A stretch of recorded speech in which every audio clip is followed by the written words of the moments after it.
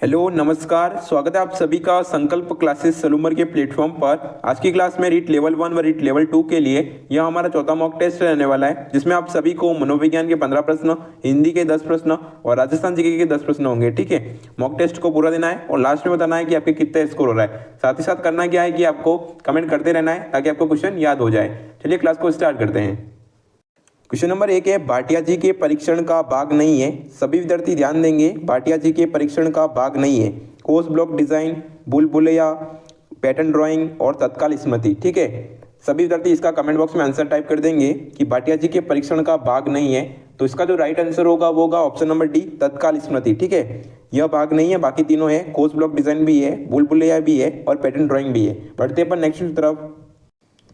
Question number 2 है, पूर्णतः जैविक अभिप्रेरक है काम, उपलब्धि, संबंध और नींद। सभी विद्यार्थी कमेंट बॉक्स में इसका आंसर टाइप कर देंगे कि पूर्णतः जैविक अभिप्रेरक कौन सा है इनमें से। ठीक है, तो इसका जो राइट आंसर है वो ऑप्शन नंबर डी, नींद है। ठीक है, पूर्णतः जैविक अभिप्रेरक नींद है। ऑप्शन नंबर डी इसका राइट आंसर हो जाएगा। बढ़ते अपन नेक्स्ट की तरफ। क्वेश्चन नंबर 3 है, 16 वर्ष की आयु तक मस्तिष्क का भार लगभग कितना हो जाता है? 750 ग्राम से 900 ग्राम तक, 1200 ग्राम से 1400 ग्राम तक, 1000 ग्राम से 1200 ग्राम तक या 800 ग्राम से 1000 ग्राम तक। सभी विद्यार्थी इसका कमेंट बॉक्स में आंसर टाइप कर देंगे कि 16 वर्ष की आयु तक मस्तिष्क का भार लगभग कितना हो जाता है। तो इसका जो राइट आंसर होगा वो होगा ऑप्शन नंबर बी, 1200 ग्राम से 1400 ग्राम। ठीक है, ऑप्शन नंबर बी इसका राइट आंसर हो जाएगा। बढ़ते अपन नेक्स्ट की तरफ। क्वेश्चन नंबर 4 है, अधिगम का क्षेत्र सिद्धांत किसने प्रतिपादित किया? कोलर ने, हल ने, लेविन ने या पावलोव ने? सभी विद्यार्थी इसका कमेंट बॉक्स में आंसर टाइप कर देंगे कि अधिगम का क्षेत्र सिद्धांत किसने प्रतिपादित किया। तो इसका जो राइट आंसर होगा वो होगा लेविन। ठीक है, लेविन द्वारा प्रतिपादित किया गया अधिगम का क्षेत्र सिद्धांत। सभी विद्यार्थी ध्यान देंगे, अधिगम का क्षेत्र सिद्धांत जब भी आपको पूछा जाए तो वो किसके द्वारा प्रतिपादित किया गया? लेविन के द्वारा। ऑप्शन नंबर सी इसका राइट आंसर है। बढ़ते अपन नेक्स्ट की तरफ। क्वेश्चन नंबर 5 को देखेंगे, किसी भी कार्य को प्रारंभ करने की, जारी रखने की और नियमित करने की प्रक्रिया है, क्या कहलाती है? वह प्रेरणा कहलाती है, संवेदना कहलाती है, सीखना कहलाती है या प्रत्यक्षीकरण कहलाती है? सभी इसका आंसर कमेंट बॉक्स में टाइप कर देंगे कि किसी भी कार्य को प्रारंभ करने, जारी रखने और नियमित करने की प्रक्रिया क्या कहलाती है। तो इसका जो राइट आंसर होगा वो होगा प्रेरणा। ठीक है, ऑप्शन नंबर ए प्रेरणा कहलाएगी। ठीक है, बढ़ते अपन नेक्स्ट की तरफ। क्वेश्चन नंबर 6 है, मैस्लो का अभिप्रेरणात्मक सिद्धांत किस पर आधारित है? भावनाओं पर, इच्छाओं पर, आवश्यकताओं पर या कार्यों पर? सभी विद्यार्थी इसका कमेंट बॉक्स में आंसर टाइप कर देंगे कि मैस्लो का अभिप्रेरणात्मक सिद्धांत किस पर आधारित है। तो इसका जो राइट आंसर होगा वो होगा ऑप्शन नंबर सी, आवश्यकताओं पर। ठीक है, ऑप्शन नंबर सी इसका राइट आंसर हो जाएगा। बढ़ते पर नेक्स्ट की तरफ। क्वेश्चन नंबर 7 है, प्रयास व त्रुटि में सबसे महत्वपूर्ण क्या है? अभ्यास, प्रेरणा, लक्ष्य या वाद विवाद? सभी विद्यार्थी इसका कमेंट बॉक्स में आंसर टाइप कर देंगे कि प्रयास व त्रुटि में सबसे महत्वपूर्ण क्या है। तो इसका जो राइट आंसर होगा वो होगा अभ्यास। ठीक है, ऑप्शन नंबर ए इसका राइट आंसर हो जाएगा।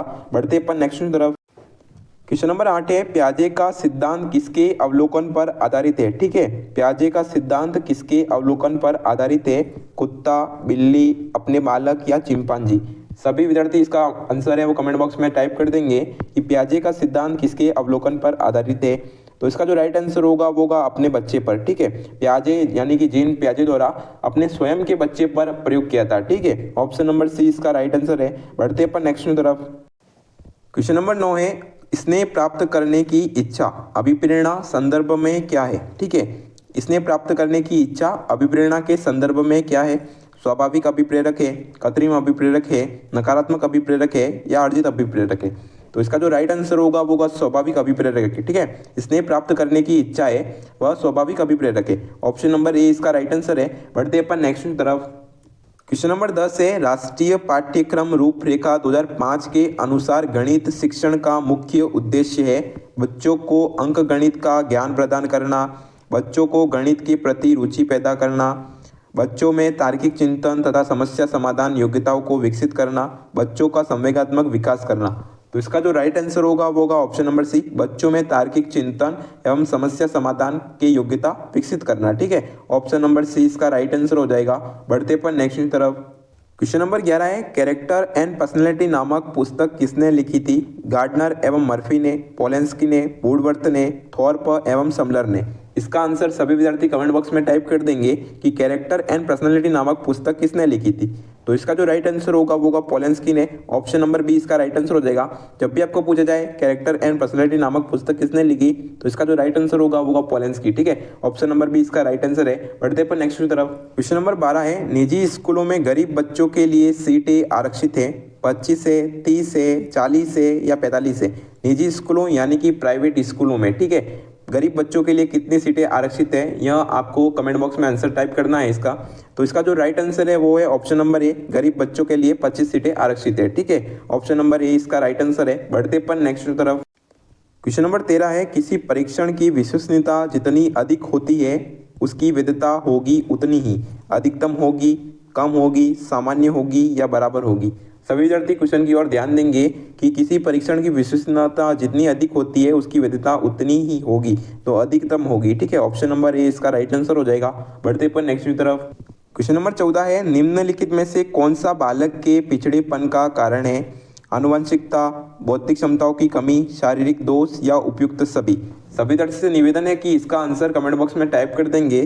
तो इसका जो राइट आंसर होगा वो होगा ऑप्शन नंबर डी, इसका राइट आंसर हो जाएगा उपयुक्त सभी। ठीक है, आनुवंशिकता भी है वो बालक के पिछड़ेपन का कारण है, बौद्धिक क्षमताओं की कमी, शारीरिक दोष, ये तीनों बालक के पिछड़ेपन का कारण है। ठीक है, बढ़ते पर नेक्स्ट की तरफ। क्वेश्चन नंबर 15 को देखेंगे, व्यक्तिगत भिन्नताओं के सर्वप्रथम अध्ययन का श्रेय किसे दिया जाता है? गाल्टन को, टर्मन को, स्किनर को या केटल को। सभी विद्यार्थी से निवेदन है कि इसका आंसर कमेंट बॉक्स में टाइप कर देंगे कि व्यक्तिगत भिन्नताओं के सर्वप्रथम अध्ययन का श्रेय किसे दिया जाता है। तो इसका जो राइट आंसर होगा वो होगा गाल्टन को। ठीक है, ऑप्शन नंबर ए इसका राइट आंसर है। बढ़ते पर नेक्स्ट की तरफ। क्वेश्चन नंबर 16 से 25 तक आपको हिंदी के क्वेश्चन देखने को मिलेंगे और 26 से 35 तक आपके राजस्थान जीके के क्वेश्चन होंगे। ठीक है, क्वेश्चन नंबर 16 है, स्वयंवर शब्द के सही संधि विच्छेद का चयन कीजिए। आप सभी को इसका आंसर कमेंट बॉक्स में टाइप कर देना है कि स्वयंवर शब्द का सही संधि विच्छेद कौन सा है। तो इसका जो राइट आंसर होगा वो होगा ऑप्शन नंबर डी, स्वयं धन वर। ठीक है, ऑप्शन नंबर डी इसका राइट आंसर हो जाएगा। बढ़ते पर नेक्स्ट की तरफ। क्वेश्चन नंबर 17 है, अपव्यय शब्द में उपसर्ग है, अप है, वी है, ए व बी दोनों है या उपयुक्त में से कोई नहीं है। सभी विद्यार्थी कमेंट बॉक्स में इसका आंसर टाइप कर देंगे। तो इसका जो राइट आंसर होगा वो होगा ए व बी दोनों। ठीक है, अप भी होगा और वी भी होगा। ठीक है, ऑप्शन नंबर सी इसका राइट आंसर हो जाएगा। बढ़ते पर नेक्स्ट की तरफ। क्वेश्चन नंबर 18 है, आगामी शब्द का उचित विलोम होगा, पतन होगा, विगत होगा, निष्कृष्ट होगा या उपयुक्त में से कोई नहीं। सभी विद्यार्थी कमेंट बॉक्स में इसका आंसर टाइप कर देंगे कि आगामी शब्द का उचित विलोम कौन सा होगा। तो इसका जो राइट आंसर होगा वो होगा ऑप्शन नंबर बी, विगत होगा। ठीक है, ऑप्शन नंबर बी बताने वाले का सभी का राइट आंसर है। बढ़ते पर नेक्स्ट की तरफ। क्वेश्चन नंबर 19 है, कामुक का अर्थ कामी व्यक्ति है तो कार्मुक का अर्थ है काम का इच्छुक, काम को आतुर, कामदेव या धनुष। सभी विद्यार्थी कमेंट बॉक्स में इसका आंसर टाइप कर देंगे कि कार्मुक का अर्थ होगा। तो इसका जो राइट आंसर होगा वो होगा धनुष। ठीक है, कार्मुक का अर्थ होता है धनुष। ऑप्शन नंबर डी इसका राइट आंसर है। बढ़ते पर नेक्स्ट की तरफ। क्वेश्चन नंबर 20 है, बाण तथा तालाब का अर्थ होगा। ठीक है, तालाब का अर्थ प्रदान करने वाला शब्द युग्म है। इनमें से आपको शब्द युग्म बताना है। ठीक है, बाण तथा तालाब का सही अर्थ प्रदान करने वाला। ठीक है, सर्ग और सर, सुर सर, सर सर और सर सर्ग। सभी विद्यार्थी इसका आंसर कमेंट बॉक्स में टाइप कर देंगे। तो इसका जो राइट आंसर होगा वो होगा ऑप्शन नंबर सी, सर और सर। ठीक है, ऑप्शन नंबर सी इसका राइट आंसर है। सर का अर्थ होता है बाण और सर का अर्थ होता है तालाब। ठीक है, बढ़ते पर नेक्स्ट की तरफ। ऑप्शन नंबर सी इसका राइट आंसर है। क्वेश्चन नंबर 21 है, जो शब्द का अर्थ होता है आवेश तो जो स शब्द का अर्थ होगा। ठीक है, इलाका होगा, सुख होगा, जीना होगा, उपयुक्त में से कोई नहीं। सभी विद्यार्थी इसका आंसर कमेंट बॉक्स में टाइप कर देंगे। तो इसका जो आंसर होगा वो होगा सुख। ठीक है, ऑप्शन नंबर बी बताने वाले का सभी का राइट आंसर है। बढ़ते पर नेक्स्ट की तरफ। क्वेश्चन नंबर 22 है, निराशा शब्द में उपसर्ग है, नी है, नीर है और नीर है और उपयुक्त में से कोई नहीं। सभी विद्यार्थी इसका आंसर कमेंट बॉक्स में टाइप कर देंगे कि निराशा शब्द में उपसर्ग है। तो इसका जो राइट आंसर होगा वो होगा ऑप्शन नंबर सी, नीर होगा। ठीक है, option number C right answer हो जाएगा। बढ़ते पर नेक्स्ट की तरफ। क्वेश्चन नंबर 23 है, परिष्कृत शब्द में संधि होगी। ठीक है, सभी विद्यार्थी ध्यान देंगे, परिष्कृत शब्द में संधि होगी, व्यंजन संधि होगी, यण संधि होगी, विसर्ग संधि होगी या दीर्घ संधि होगी। तो इसका जो राइट आंसर होगा वो होगा ऑप्शन नंबर ए, व्यंजन संधि होगी। ठीक है, इसका संधि विच्छेद अपन करके देखते हैं। परिधनकृत। ठीक है, परिधनकृत इसका संधि विच्छेद हो जाएगा। बढ़ते पर नेक्स्ट की तरफ। क्वेश्चन नंबर 24 है, जिनसे शायद न्यूटन अपरिचित हो रहा है, रेखांकित शब्द है, सर्वनाम है, अवयव है, संज्ञा है, समास है। सभी विद्यार्थी को शायद कौन सा रेखांकित शब्द है, ठीक है, इसका आंसर आपको बताना है। तो इसका जो राइट आंसर होगा वो होगा अवयव, ठीक है, शायद है वो अवयव है, ठीक है, ऑप्शन नंबर बी इसका राइट आंसर है। बढ़ते पर नेक्स्ट की तरफ। क्वेश्चन नंबर 25 है, व्यवस्था शब्द का संधि विच्छेद होगा। सभी विद्यार्थी को इसका आंसर है वो कमेंट बॉक्स में टाइप कर देना है कि व्यवस्था शब्द का संधि विच्छेद क्या होगा।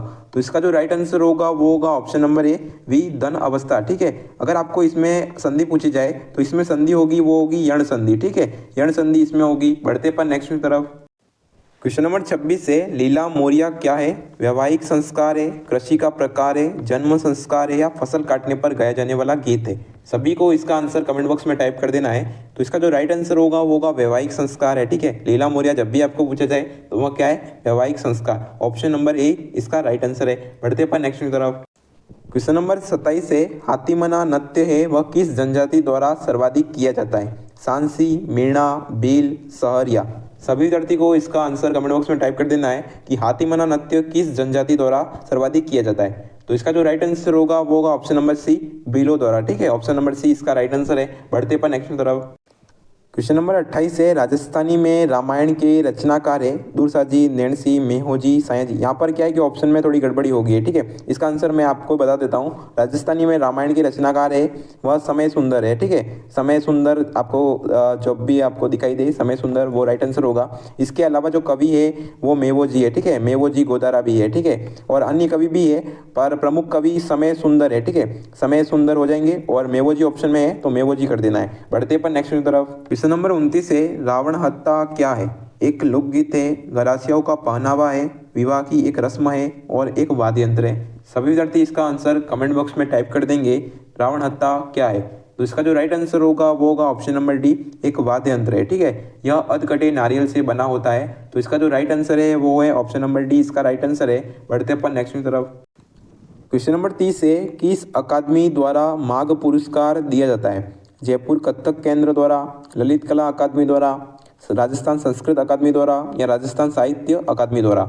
सभी विद्यार्थी को इसका आंसर कमेंट बॉक्स में टाइप कर देना है। तो इसका जो राइट आंसर होगा वो होगा option number C Rajasthan Sanskrit Akademi द्वारा, ठीक है। माघ पुरस्कार जब भी पूछा जाए तो राजस्थान संस्कृत अकादमी, ऑप्शन नंबर सी इसका राइट आंसर है। बढ़ते पर नेक्स्ट की तरफ।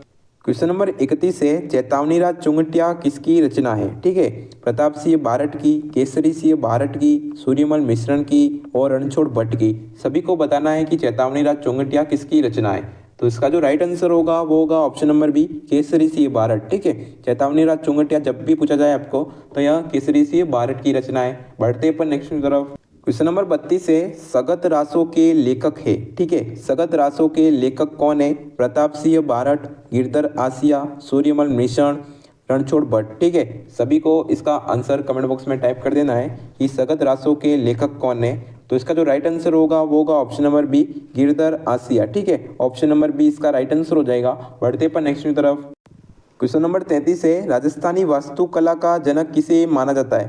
राय सिंह को, मान सिंह को, राणा कुंभा को, महाराजा विजय सिंह को। सभी विद्यार्थी इसका आंसर कमेंट बॉक्स में टाइप कर देंगे कि राजस्थानी वास्तुकला का जनक किसे माना जाता है। तो इसका जो राइट आंसर होगा वो होगा राणा कुंभा को, ठीक है। ऑप्शन नंबर सी इसका राइट आंसर हो जाएगा। बढ़ते पर नेक्स्ट की तरफ। क्वेश्चन नंबर 34 है, चौथ माता किस जनजाति की कुल देवी है? सांसी जनजाति, कंजर जनजाति, भील जनजाति या मीणा जनजाति। सभी इसका आंसर कमेंट बॉक्स में टाइप कर देंगे। तो इसका जो आंसर होगा वो होगा ऑप्शन नंबर बी चौथ माता है वह कंजर जनजाति की, ठीक है। कंजर जनजाति की कुल देवी है। ऑप्शन नंबर बी इसका राइट आंसर हो जाएगा। बढ़ते पर नेक्स्ट की तरफ। क्वेश्चन नंबर 35 है, कोवलय माला किसके द्वारा लिखी गई? सभी विद्यार्थी ध्यान देंगे। कोवलय माला किसके द्वारा लिखी गई? उदोदन सूरी के द्वारा, कल्याण के द्वारा, नयन चंद्र सूरी के द्वारा, जगजीवन भट्ट के द्वारा। सभी विद्यार्थी ध्यान देंगे कोवलय माला किसके द्वारा लिखी गई। तो इसका जो राइट आंसर होगा वो होगा उदोदन सूरी के द्वारा, ठीक है। ऑप्शन नंबर ए इसका राइट आंसर हो जाएगा। आई होप आपको क्लास पसंद आई होगी। क्लास पसंद आई है तो वीडियो को एक लाइक जरूर से कर देना और अपने सभी रीट वाले साथियों के साथ शेयर कर देना।